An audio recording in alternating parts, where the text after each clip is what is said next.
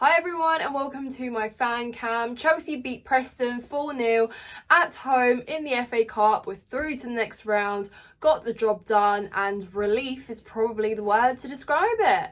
Two different halves, they might as well have been two different games, but we'll talk about everything shortly. As you can see, I'm not at the game today, I couldn't go, but yeah, here's my fan cam from home. Obviously stay tuned for all the other content that will go up on the channel. Alex will be there with everyone, giving you the fan cams.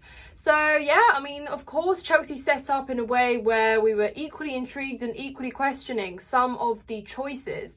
Alfie got his first full start, which I'm so pleased for him because, yeah, very deserved. We've been seeing him come on for a few minutes here and there, and we've been quite intrigued by his performances. So it was really exciting to see what he's about, see a little bit more of his game, but instead of starting as a centre-back, he started as a right-back.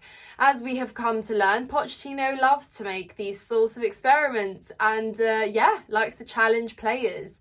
Now, I think in the first half, the fact that we didn't have natural fullbacks, well, we had a natural fullback on the left, but he was out of his favoured position. So I think really that inhibited our game quite a bit. There wasn't really an overlap, and I think Mudryk was offered very little support. So when it came to him reaching that sort of final third, he either got dispossessed or he was just pushed back and he had to make a pass back because there wasn't enough support. Equally, on the right-hand side, as much as Alfie was doing a very good job defensively, I think he was a little bit sort of holding back from trying to move forward because Preston's press was so high basically at that point in the game. So it was a real struggle to do anything. We received the ball, there was a lot of thinking time in the first half, and then we didn't really do much with it. It either got passed back or yeah, just ended in our back line, and we were very static on counters as well. So it was a very frustrating first half. You know, it's very difficult to pinpoint a good display from anyone really. I think there was a good moment, this was in the first half, when Enzo made a great over the defensive line pass, you know, long range pass, finding Cole Palmer at the top there, but he just couldn't quite find his feet. I think he thought he might have been offside and he hesitated a little bit, didn't finish that chance, and unfortunately we couldn't quite open the scoring in that moment in time. Though that would have been a pretty good assist from Enzo, but yeah, is what it is. Second half, much better, honestly, livened up. I think it was a mixture of Preston sort of calming down, opening up a little bit more as well, maybe a bit of exhaustion, maybe a bit of tiredness, and yeah, our sort of pathway into the final third was a lot easier than it was in the first half. So you could see that with that first goal that Breuer scored, things really did switch up for us, and it was so needed. That first goal was like breaking the deadlock, just so important. And who better than Breuer to score that? I literally, if you watch Round the Corner, said and titled that video, Breuer needs to score against Preston, and he did, and I'm so pleased that he did.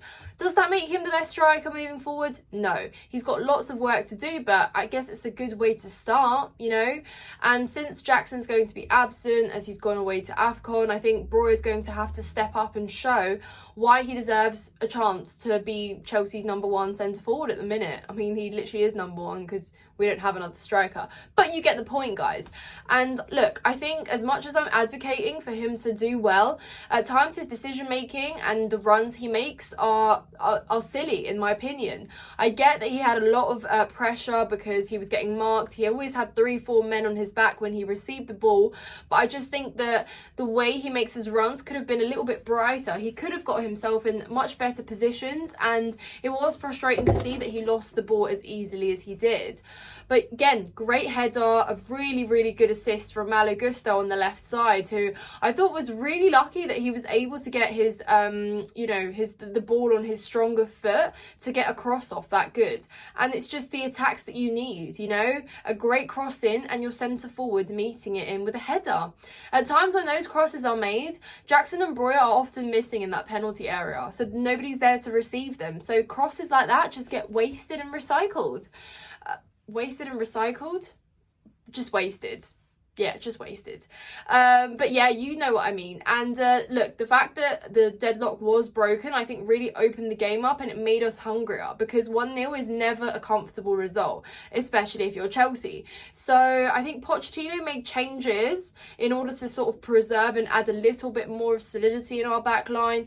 He obviously switched it up, brought on Thiago Silva, brought off Alfie, who had a good game, placed Malo Gusto in his favoured side on the right, Levi Colwill back to left back where he always will play, and yeah, reverted back to old ways. And look, I actually think that offered a lot more, because then Malo Gusto was able to, yeah, get a lot more crosses off on his stronger foot on the right. He was able to sort of get himself further up on the pitch, then track back when he needed to defend. And I just think that overall, all round, that was a much better decision, you know.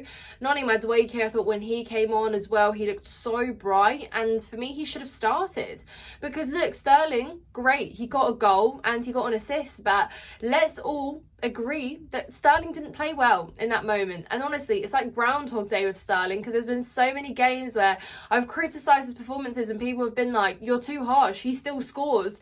And that's the truth, you know. He's frustrating, but he still manages to score. And I suppose that's what counts at the end of the day, you know. Fair play, really good free kick. And yeah, I've gone in unchronological order here. I've gone all over the place with subs and goals in chronology. But yeah, honestly, a lot of things did happen in that second half. And I found myself questioning the substitutions and also praising the substitutions, because I thought, you know, Thiago Silva, obviously one of his first touches was a goal. By the way, his movement is underrated in that moment. You know, the way that he sort of gets himself into that position, his movement to receive the ball and header it in was just really good, and his celebration, just everything. So for all of those of you who always say, Nina, stop being so obsessed and, you know, loving Thiago Silva to the point where you are delusional that he should continue on playing, well, there you go. All right, you say what you want to say, but Thiago Silva, very, very good.